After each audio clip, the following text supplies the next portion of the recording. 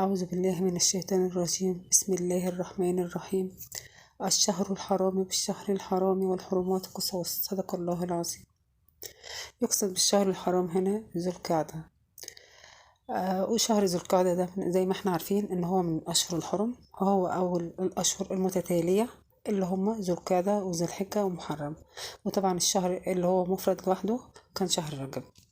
سمي ذو القعدة بهذا الاسم لأن العرب كانوا يقعدون فيه عن القتال، يعني ما كانوا مانعين فيه القتال. العمرة فيه سنة لأن الرسول صلى الله عليه وسلم كل عمراته كانت في شهر ذو القعدة ما عدا العمرة اللي اعتمرها في الحج. فعن أنس رضي الله عنه قال: اعتمر الرسول صلى الله عليه وسلم 4 عمرات كلهن في ذو القعدة إلا التي كانت في حجته. بسم الله والصلاة والسلام على رسول الله. السلام عليكم ورحمة الله وبركاته. أهلا بكم في أطباق الندى. النهاردة إن شاء الله هعمل معاكم التشيكن وينجز أو أجنحة الدجاج.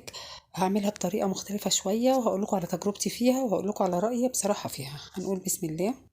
انا هنا عندي اجنحه الفراخ بتاعتي، كنت شايلاها من الفراخ اللي بعملها. اول حاجه انا قطعت بطاطس زي ما انتم شايفين كده، قطعتها يعني عريضه شويه عشان تبقى مقرمشه، وقطعتها بقطعه الخضار. عندي بقى دي اجنحه الفراخ.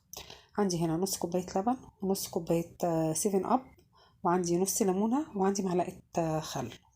احط كده الحاجه بسم الله. انا عصرت نص ليمونه وحطيت نص كوبايه 7 اب، وحطيت كمان معلقه خل، معلقه كبيره كده خل. عندي هنا التوابل بتاعتي بقى عبارة عن ايه: ملح، بابريكا، كزبرة ناشفة، توم وبصل بودر، حبة شطة صغيرين، وده كركم، فلفل أسمر، تاني كركم وفلفل أسمر وبهارات فراخ. هقلبهم كلهم على بعض لأن هستخدمهم في كل اللي هعمله، يعني هستخدمهم مع الرز، هستخدمهم مع الفراخ. فأقلبهم على بعض كده وهاخد منهم جزء كده بسم الله، أنزل بيه على الفراخ واقلبه كويس. هسيبه حوالي من نص ساعه لساعه، مش عايزه اسيبه اكتر من كده، يعني مش محتاج يقعد اكتر من كده. انا كنت بوريكم ان انا اجنحه الفراخ برضو فتحتها بالسكينه كده علشان التتبيله تخش جواها. هركنها بقى واسيبها. انا مولعه البطاطس بتاعتي، هحمرها نص تحميره عشان ما لقيتش عندي بطاطس في الفريزر. ده شكلها بعد ما حمرتها نص تحميره، هتبقى معاكي، هتديكي نفس النتيجه بتاعه البطاطس اللي بتبقى في الفريزر. هركنها بقى هتبرد على ما اشوف هعمل ايه تاني. هبتدي بقى اعمل في الرز. انا حطيت معلقه سمنه على معلقه زيت كده، هخرط بصلايه كبيره، تخريط رفيع زي ما انتم شايفين، واخرط عليها فصين توم. انا مش عايزه البصلايه بتاعتي تصفر خالص. هقلب كام تقليبه كده بس يا دوبك ريحه التوم تطلع معايا مع البصل. هنزل بعد كده عليها بمعلقتين كاتشب، ما عندكش كاتشب يبقى معلقتين صلصه عادي، بس الصلصه اللي هي البرطمانات. واقلبها برضو كام تقليبه كده، اطلع الماده اللي حافظه اللي فيها واخلي الطعم بتاعها يظهر معايا. هنزل بعد كده عليهم بمعلقة عسل أبيض، مش موجودة انزلي بمعلقة سكر. هقلب بقى تقلبتين. أنا مش عايزة البصلاية زي ما قلت لكم تصفر مني. عندي الرز المصري بتاعنا عادي أنا غسلاه.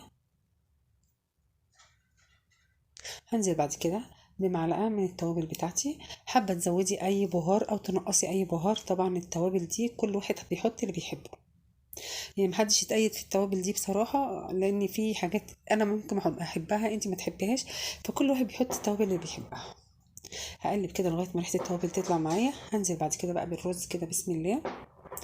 هشوح الرز لغايه ما يبقى زي المفلفل معايا، يعني الميه اللي فيه كلها تنشف عشان الرز في الاخر يديكي نتيجه حلوه، ما يبقاش معجن او لازق في بعضه. هنزل بعد كده بقى بالرز زي ما انتم شايفين كده، انا فلفلته خلص من بعضه او نشفت الميه اللي فيه بمعنى اصح. هنزل بقى بالميه بتاعتي بسم الله كده، الميه بتاعت الرز المعتاد اللي احنا بنحطها.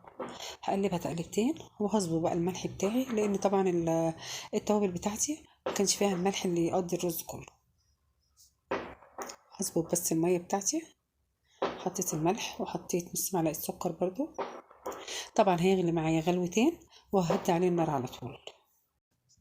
هنرجع بقى للاجنحه. انا عندي هنا كوبايتين دقيق، عليهم 3 أو 4 معالق نشا، يعني ما تتأيديش يعني بمقدار معين برضو.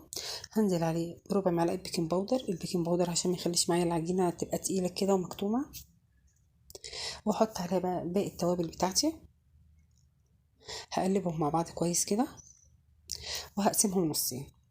التوابل بتاعتي اللي هي ايه، قلنا ملح وفلفل اسمر وبابريكا وشطه وكزبره ناشفه وتوم باودر وبصل باودر، وكان معانا كمان كركم. قلبت الدقيق وقسمته نصين زي ما انتم شايفين كده. هنزل عليه بحبه 7 اب، ولو احتجت تاني يعني هكمل. هقلب كده العجينه بتاعتي واحط عليها بيضه واحده، بسم الله كده.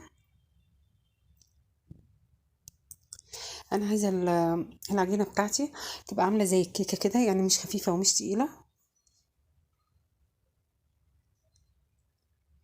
لو احتجت شويه ميه كمان او شويه 7 اب بتكمليها عادي، مفيش مشكله.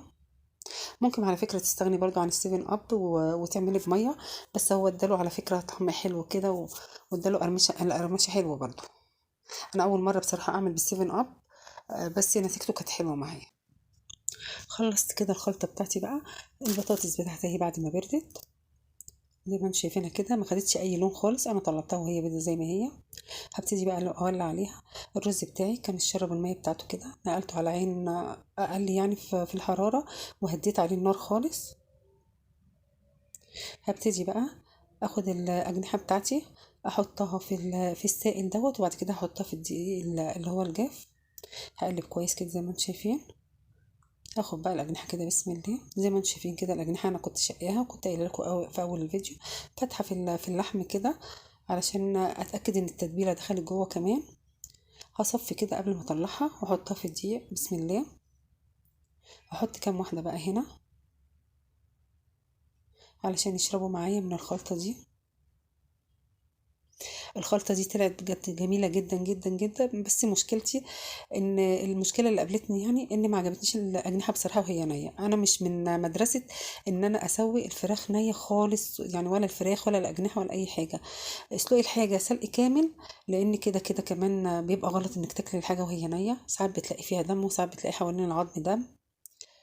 هي عجبت الولاد قوي وقالوا لي طعمها زي الجاهزة، بس انا بصراحة ما دقتش الجاهزة قبل كده لاني بحبش اكل اكل الشارع.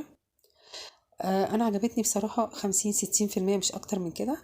انا المسلوقه بالنسبه لي او المشويه بتعجبني اكتر من كده. احطي عليها الدقيق بقى زي ما انت شايفه كده، ما تعجنيش فيها الدقيق بالنشا قوي، يا دوبك تبقى يعني الدقيق عليها كده خفيف، طبقه خفيفه. البطاطس زي ما انتم شايفين انا طلعتها مقرمشه خالص، كان نفسي اسمعكم صوتها. مقرمشه زي اللي انت بتبقي شايلاها في الفريزر اللي مفرزاها بالظبط. هكمل بقى الاجنحه عبال ما الزيت يهدى. انا طفيت على الزيت، انا مش عايزه الزيت سخن قوي لان زي ما قلنا الاجنحه نيه، فلو حطيتيها في زيت سخن هتحمر من بره بسرعه وهتبقى من جوه نيه قوي. انا طفيت على الزيت يهدى شويه عبال ما اعمل كام يعني كام جناح، وابتدي بقى اولع عليه تاني.